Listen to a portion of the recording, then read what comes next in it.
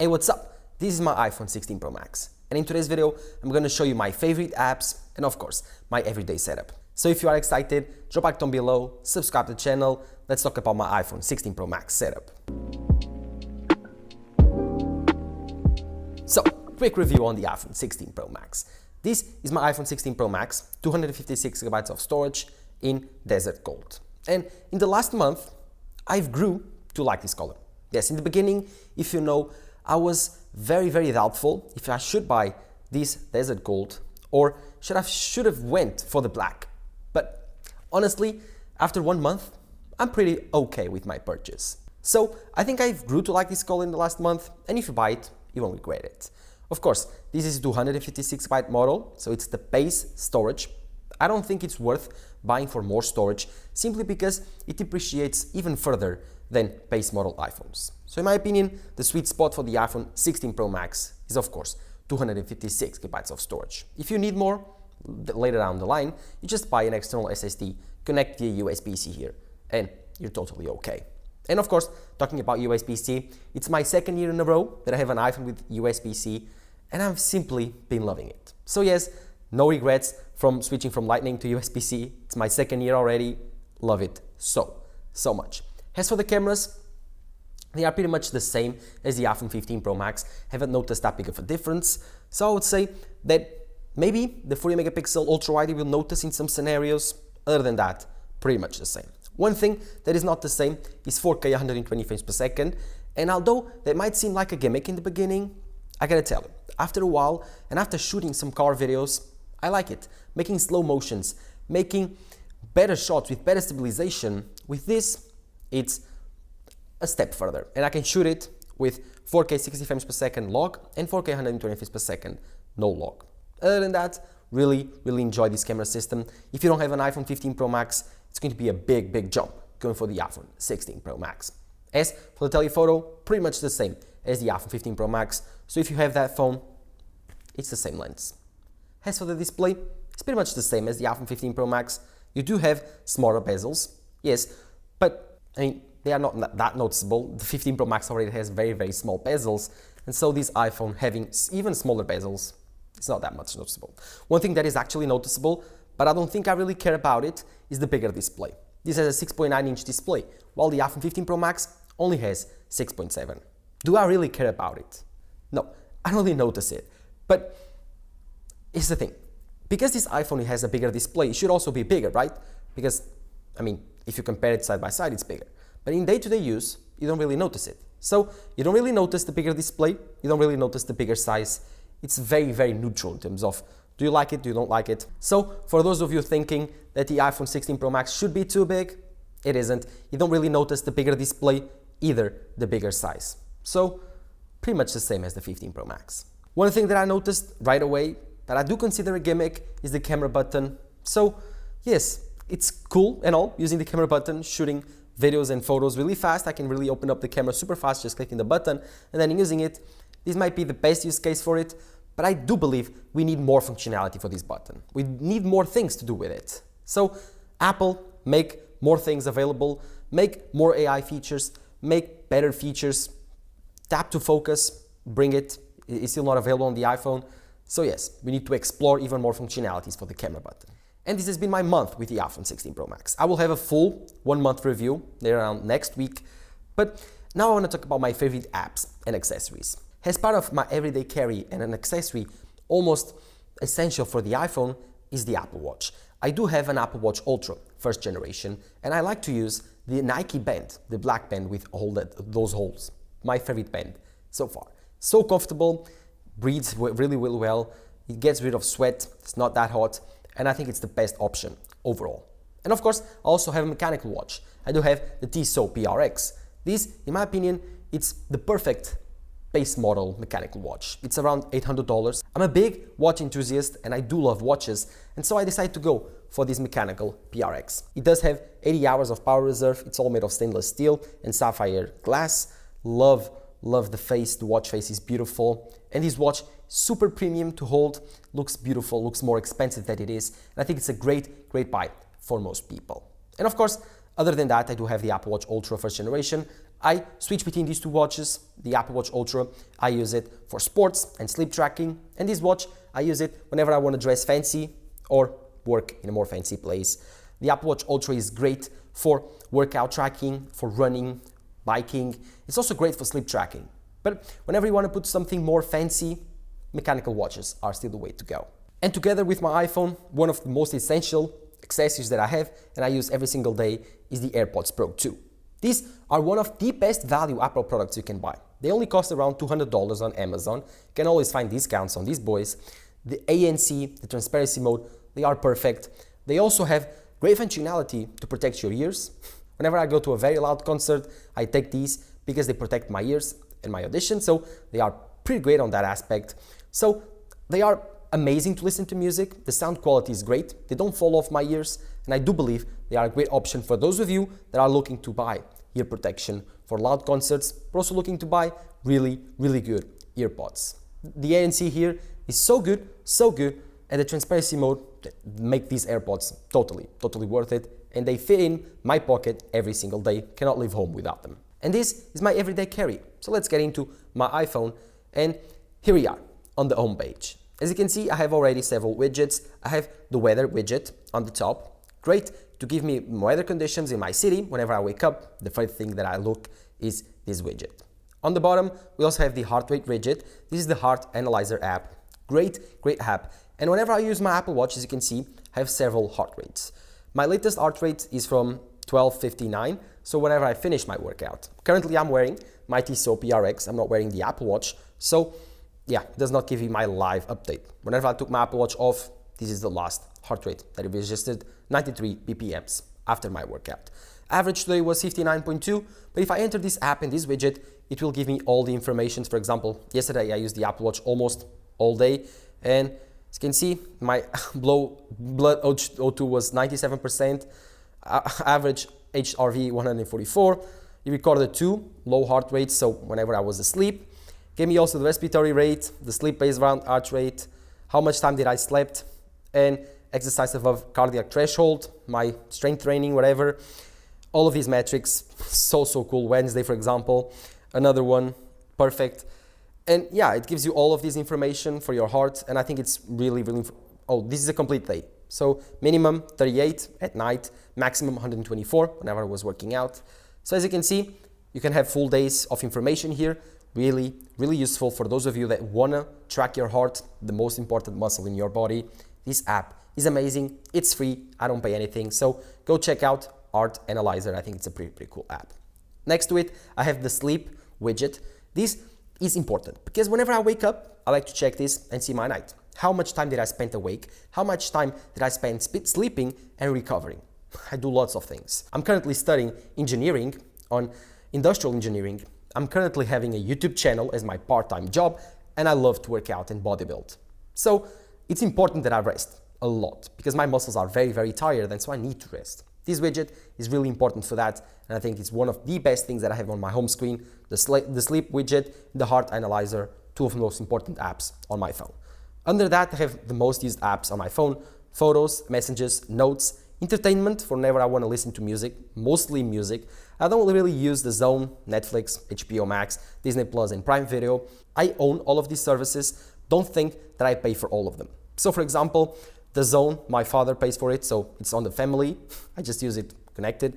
Netflix and Max, those are all on my carrier's plan. So whatever, like I pay for TV, I pay for phone, and they give me Netflix and HBO Max. Disney Plus, my family also pays for it, and I'm tethered into it and I pay for a bit. And Prime Video, I pay for myself, but I pay from Amazon Prime, so I pay €5 a month and I get access to Prime Video, which in my opinion, I would say 1 package per month, so it pays for itself.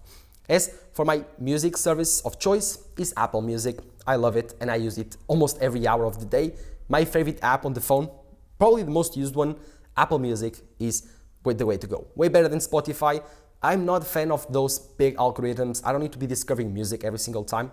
No, I want to have my cured library of musics with lots of high definition quality of sound, and Apple Music gives you that.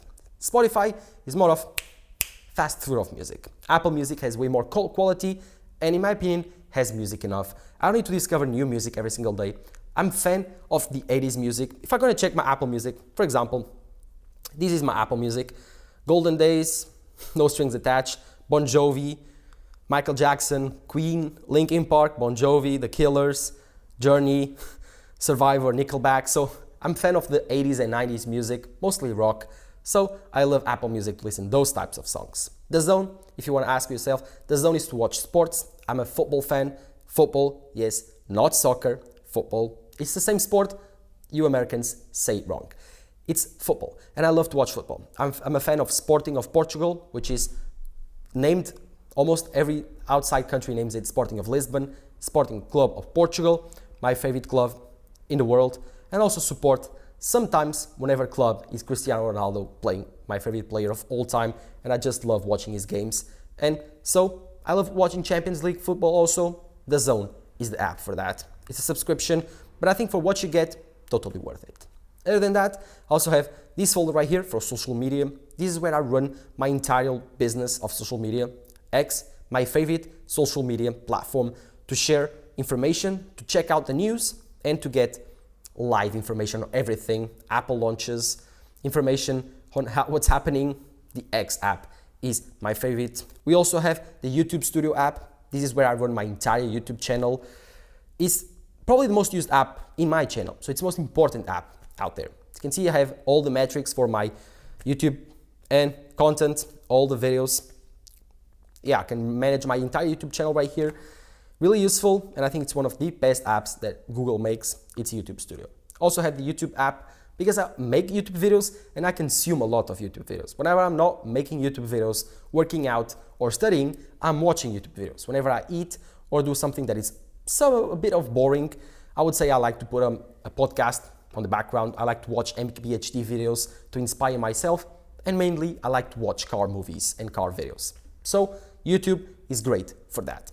Other than that, we also have Calendar and Camera, two apps that I use a lot. Calendar to manage all my schedule, which is quite tight, and the Camera app for obvious reasons. On finance, it's also my main screen because I gotta admit, I'm kind of a money boy. I'm a finance nerd, and I love watching currently Dave Ramsey. And yeah, I've been following a lot of his steps, and so finance needs to be on my first page. I have 3 banks right here. 4, Revolut, PayPal, Santander, and Eurobic Banca, which is a Portuguese bank. These are my 2 mainly banks, Santander and Eurobic.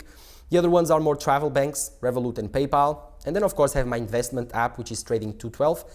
I'm from Portugal, so no USA companies, no USA brokers here. MBWay is our, say, almost like Pay Cash. It's almost like Apple Cash. We can pay with our phones, we can transfer money between each other just by the phone number. Moneyboard, it's great. It's an app that you can control all of your spending. So right here, I have money out, money in, how much money did I spend this month. This is not sensitive information.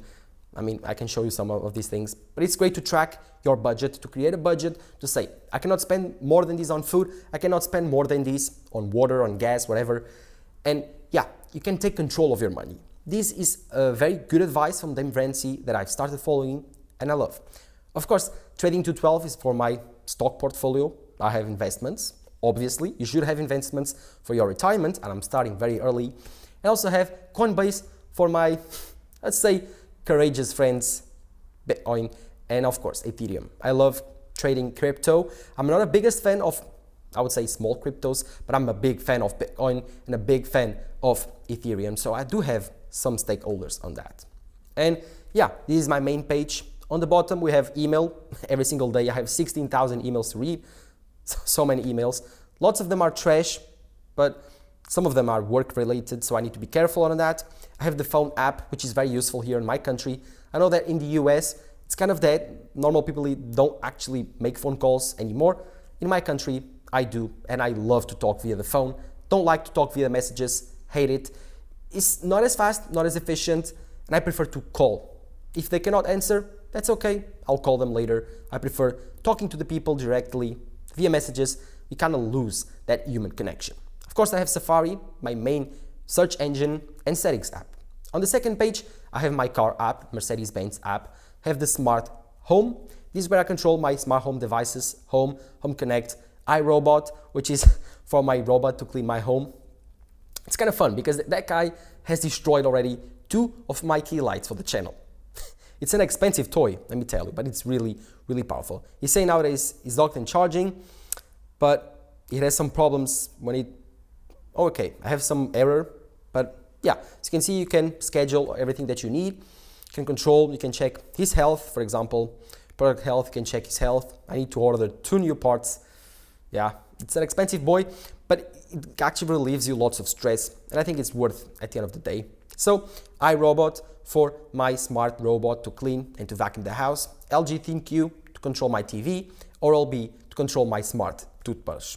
Other than that, Home Connect is for my washing machine. Yeah, let me see, washing machine. I can control the washing machine, it's called Washy. I called my robot Spot and I called my washing machine Washy. Other than that, I have the App Store, the Health. This one I don't use that much, again, the Art Analyzer app. I do have the widgets, so I don't need this folder that much. Sometimes I like to go into the Health app and check out my analytics here, but the ones that I really care about are my heart and my sleep. Those are on these front widgets on the front, as you can see. Then, of course, we have the Chrono24 app. This app is amazing. Amazing if you are a watch enthusiast like me and you love watches and you are always checking the prices of your watches and the watches that you want to buy. Chrono24 is a great app for do so. So, for example, you have your watch collection right here. You have your favorites. Currently, I'm not logged in. I don't know why. Let me try to log in. Let's see if I can continue with Apple.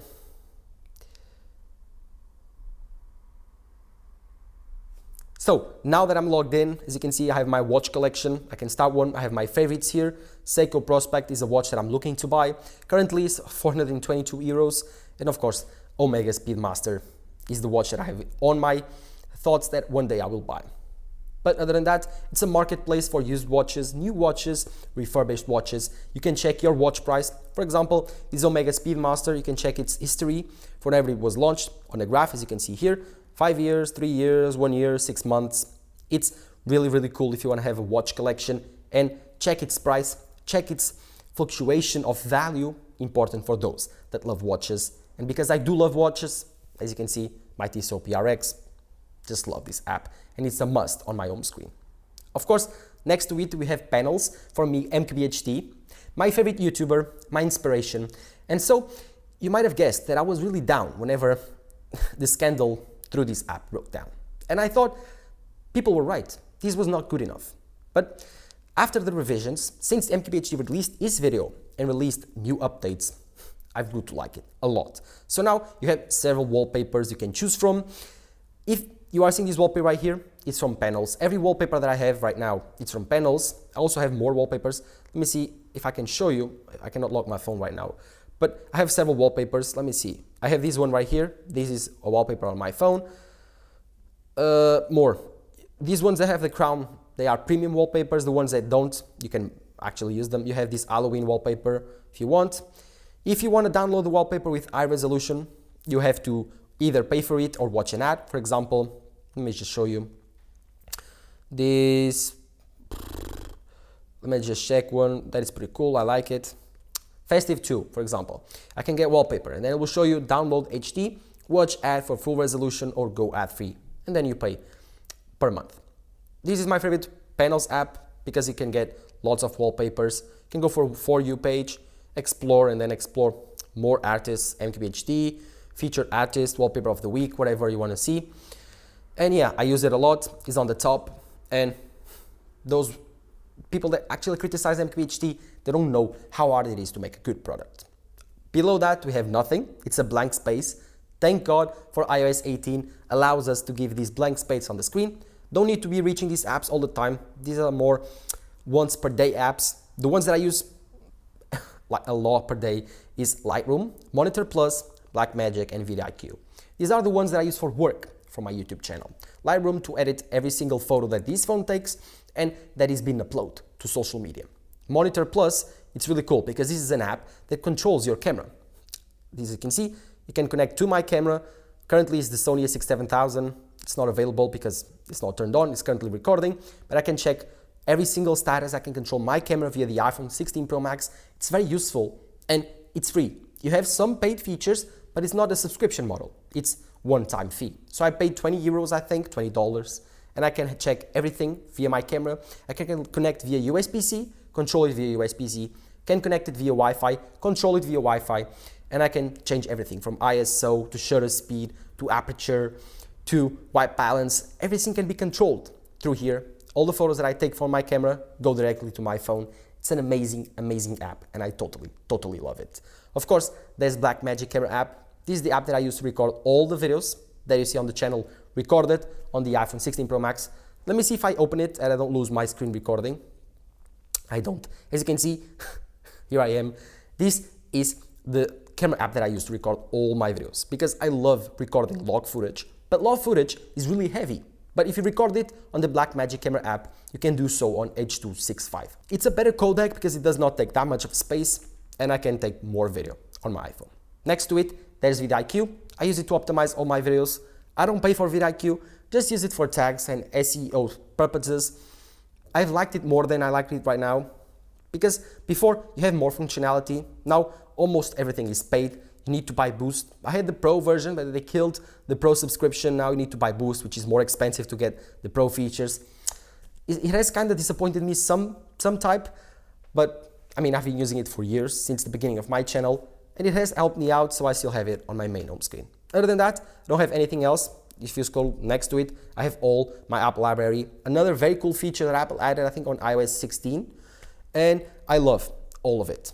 I mean, it's so cool. But all the apps that are here, I only use them like once per week, once per month, maybe even never. Other than that, the rest of the apps, these are the main ones that I use every single day and the ones that I recommend you using every single day. As for games, I don't play games on my iPhone. I don't think it's productive. I don't think it's even cool enough, and it's just a waste of time. So I don't recommend you playing games on your phone. Even when you are bored, listen to a podcast, read a book, learn something. Don't waste time playing games. It's my philosophy, at least. As for the rest, let me know in the comments below which is your favorite app, which is your favorite widget. Do you have any recommendation for me that you are doing currently on your iPhone that could improve my productivity? These are the things that I do, and I think they will help you out a lot. Oh, one thing before I finish this video is the action button. I've said this several times, but if you want to learn how to use the action button, in my opinion, the most effective way, and you currently live in the EU, just map your action button to have ChatGPT on it, and you will have ChatGPT, a prompt already ready to go on your iPhone, just like that. Use it, you will thank me later. So, let me know in the comments below what you think. Did you enjoy this video? If so, drop a like down below and subscribe to the channel. Thank you guys for watching. Bye bye.